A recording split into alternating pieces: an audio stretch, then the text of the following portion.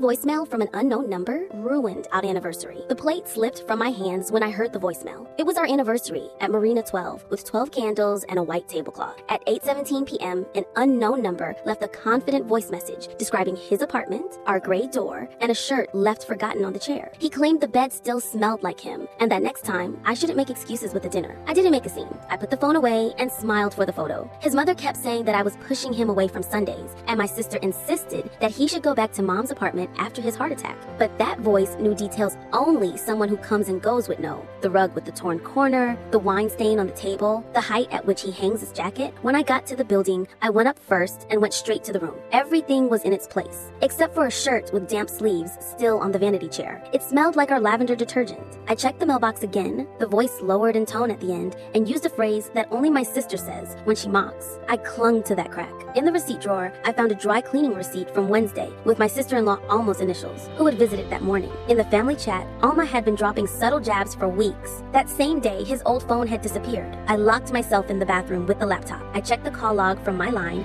and wrote down the anonymous number. I cross-referenced the times with the elevator camera footage from the condo app. At 6:41 p.m., my sister entered with the bag. At 7:02 p.m., Alma followed her. At 7:29 p.m., they both left. They both knew the cold care because my mother had given them to me when I was recovering. He arrived with flowers while I piled up the evidence. I decided not to accuse him just yet. In the morning, I asked the building manager for the porter's log and confirmed that Galindo had opened the door for them after a call from my mother. I went to her house unannounced. I found my mother and sister organizing recipes. They admitted the maneuver, a message to test his loyalty and force me to prioritize his agenda. I didn't cry. I left the app screenshots, the receipt, and the call log on the table. I announced that I would change the locks and codes and that they would not enter again without an invitation. I left with a steady hand. That afternoon, I went to his workplace. I told him about the route of the deception and the fake voicemail. I showed him how the last phrase in the audio matched my sister's quip and how the smell of the shirt wasn't foreign perfume, but our house soap. I recovered the old phone from the laundry room closet with missed calls from the same anonymous number.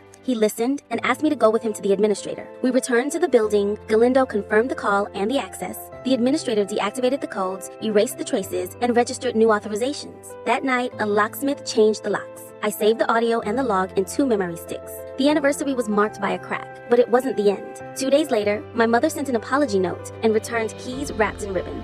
I preferred to cook at home, open the stored wine, and light a candle. As the steam fogged the window, the sound of the mailbox lost its edge. We shared the dessert we didn't try at the restaurant. He washed the dishes, I put away the glasses, and the phones were left face down. The new locks made a brief click. We slept with the window cracked open, and the smell of lavender was once again just lavender.